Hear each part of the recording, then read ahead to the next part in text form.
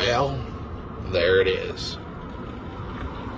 There's the rear view camera view.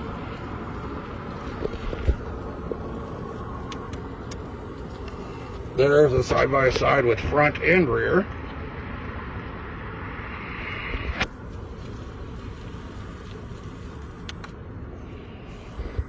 There's the front camera.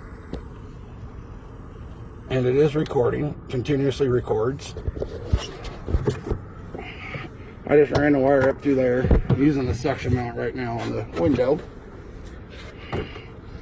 I got it on key on power so that the monitor and the camera is all turned on when the key comes on.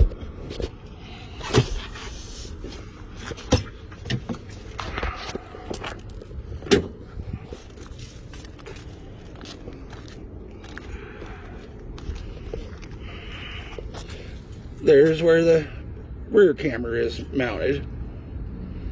Right there on top of the license plate. The one on the bottom there, I haven't removed it yet. That's the old one. It sucks. I could probably move that camera down a little bit more.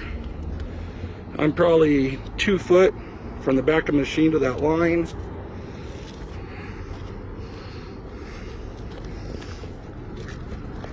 And as you can see, it's 2.5 feet.